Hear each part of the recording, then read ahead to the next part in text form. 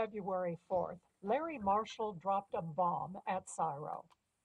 In an email message to all staff, the organization's chief executive said it was time to realign, to restore our business for growth. Business? Growth?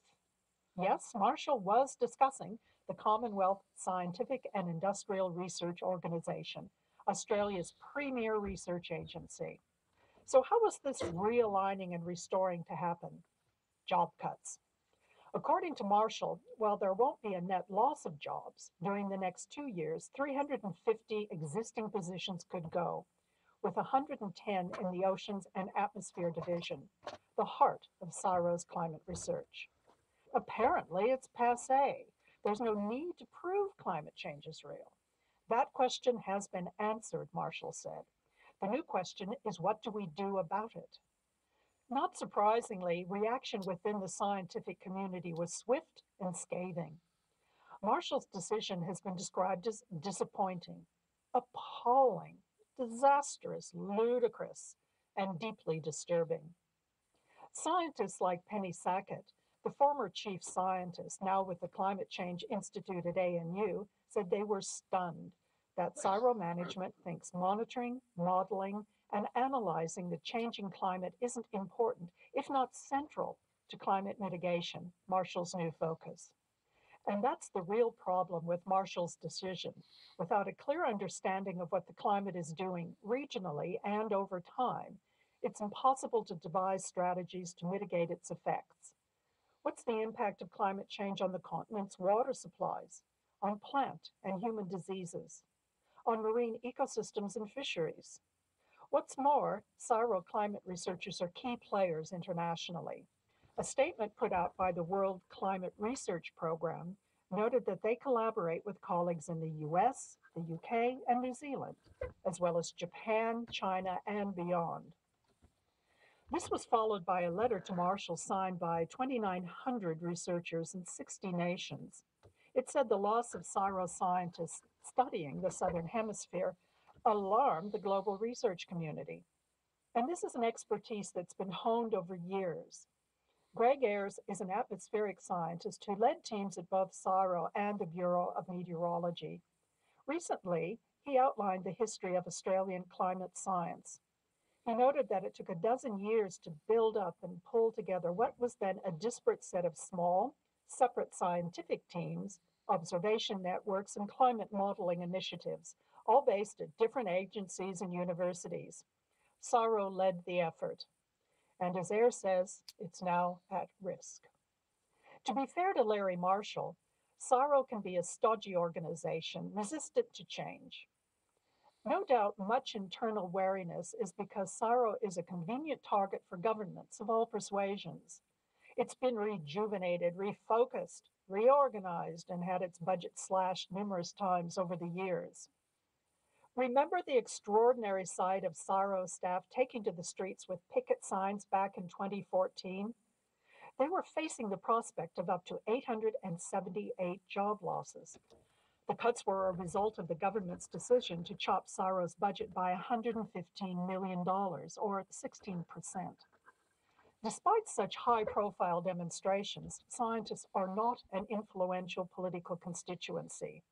Their work seems obscure, abstract, compared to that of, say, doctors or teachers. And we humans don't respond to abstractions. We respond to specifics, from a child in danger to a perceived threat from an enemy. So it's comparatively easy for politicians to cut funding to science without triggering voter backlash. But back to Larry Marshall. Much of the criticism of his realignment is a reaction to his management style. As a physicist with over 20 years as a Silicon Valley entrepreneur, Marshall has brought the California jargon with him. In his email, he used such phrases as reduced headcount and business units. In interviews, he's referred to moonshots and the need to turn over staff. During their appearance at last week's Senate estimates hearing, Marshall and his colleagues used similar startup jargon. Marshall discussed our deep dive process, customers, and so on. As Griffith University's Ian Lowe noted, Marshall's language reflects not only his personal style, but a governmental push to turn the respected research body into a consulting business.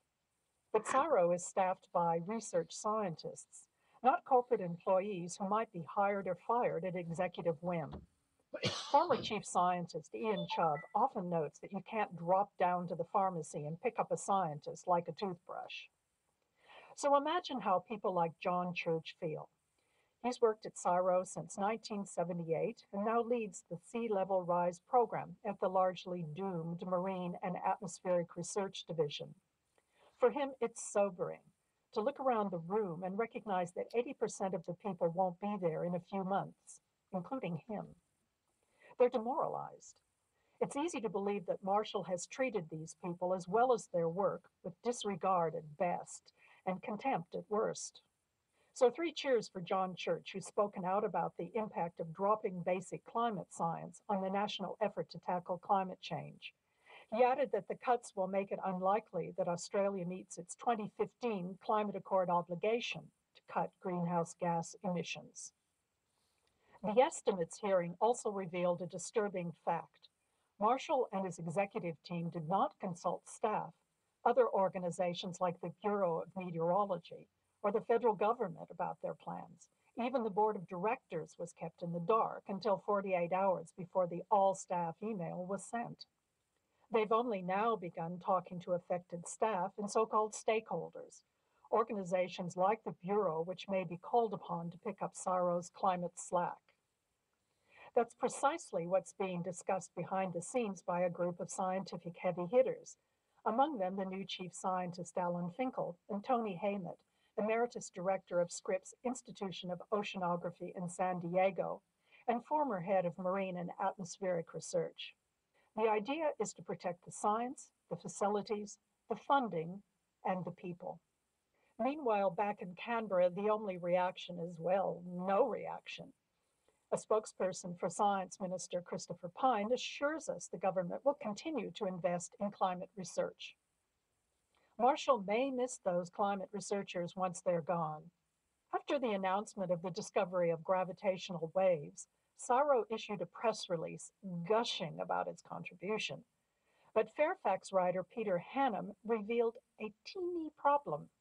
The unit that made the contribution, the Australian Centre for Precision Optics at Linfield in New South Wales, was disbanded last year. Rather says it all, don't you think? I couldn't possibly comment. Lee Dayton, whose piece on the CSIRO is in the current edition of the journal Science, published by the American Association for the Advancement of Science, which also has some startling news about our Neanderthal cousins. Okay. At the moment, it's 26 and a half minutes past 9 p.m. daylight saving time in Eastern Australia. I first heard this, it was probably on Sunday, and I'm sorry I missed an earlier rebroadcast, but I caught it Thursday night. The rebroadcast of ABC Radio National's The Science Show, where it discusses what the Turnbull government with Christopher Pyne, the sleaziest Liberal minister since Alexander Downer, has done to the Commonwealth Scientific Industrial Research Organisation. This morning, there was on ABC Radio National's breakfast show approximately a 15 or 20 minute detailed interview. If you can dig into their podcast and go and find it, they had somebody being interviewed about this business of LIGO having detected the gravity waves. And in order to detect the gravity waves, you had to have a really, really carefully treated piece of perfectly flat glass, several examples thereof.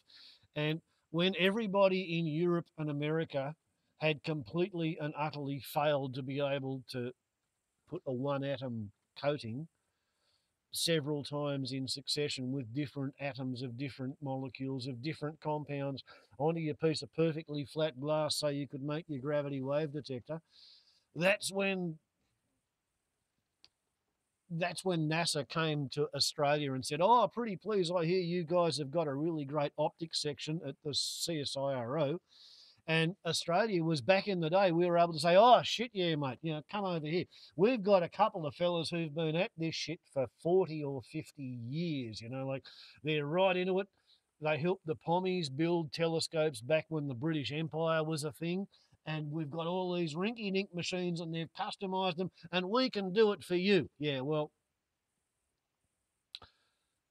Tony Abbott shut that down over a year ago, and now Christopher Pyne is trying to boast about what a fucking great job it did. 350 jobs got knocked off by Malcolm Turnbull's, what's his name, Scott Moron's son, Morrison, the fella, whose electorate got hit by the superstorm back in December, so that 25 or 100, 25 houses got completely destroyed, and they were all full of asbestos. So over 100 people had to be evacuated from Kurnell in Sydney because that was Scott Morrison's electorate. And, the people who voted for Adolf Hitler, they got fucking burned into a crisp at Hamburg and Dresden and Berlin and places like that, Cologne, Nuremberg.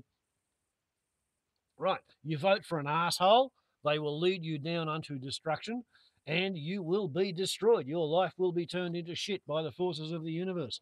Kind of in the same way that within the previous month, the government of a place called Fiji took delivery of $90 million worth of specialist military equipment from Russia.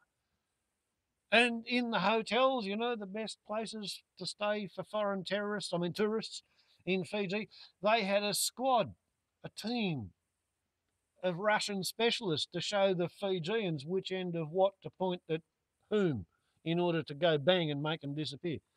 Yeah, well, guess what? They just had the biggest cyclone that ever hit anywhere in the Pacific. And unless the warehouse that the Russians told the Fijians to put all their marvellous $90 million worth of bang shit into, unless it's got a better roof than everywhere else in Fiji, then $90 million worth of weaponry is going rusty, mouldy, mildewed, corroding in the tropical heat. And there's another cyclone on the way. It's building up between French Polynesia and Fiji right at the moment. Woohoo! Karma. Apparently, the Australian Liberal National Fascist government does not want there to be any research so that there is no data, and if there's no data, there's no problem. Forget about global warming. What we're going to do is spend $30 billion in the next 10 years on making 12 submarines and having a whole lot more grunts in the army because we want drones. We want to have a fight with all of the people in Southeast Asia who might have a submarine. I think you'll find this is pretty much analogous to every fucking hopeless banana republic with no possible plan for the future to try and whip the bloody population up into a fervour of national patriotic fear and paranoia in the same way that, I don't know, Argentina decided they were going to go out there and fucking invade the Islas dos Malvinas, and they got their fucking nose smashed and bloodied in the Falkland Islands War. Australia, under the ANZUS Treaty, is obliged to help America pick a loser's war with China over the Spratly Islands. Do you know in China, I got a decimal point wrong last time I spoke on this. They have 300 million 15 to 35-year-old males, more than they have 15 to 35-year-old females, as a result of people gender selecting during the one-child policy. So there's as many unnecessary military-aged Chinese males as there are people in the American population, more or less, give or take a few, Like, if Donald Duck fucking Trump and his hairpiece or his codpiece on his head, if they seriously want to pick a war with China, they're going to lose. And if Australia goes in on that side, we are going to be a Chinese colony for 1,000 fucking years. Just like Hungary was when they helped Germany lose against the Soviet Union. They didn't have the brains of the Finns, who only advanced 100 miles, stopped, went back, and then surrendered. Didn't have the brains of the Swedes or the Swiss, who didn't get involved at all. Malcolm Turnbull is gutting the CSIRO, and I bloody hate it. Warbles on a lot to YouTube. Ciao.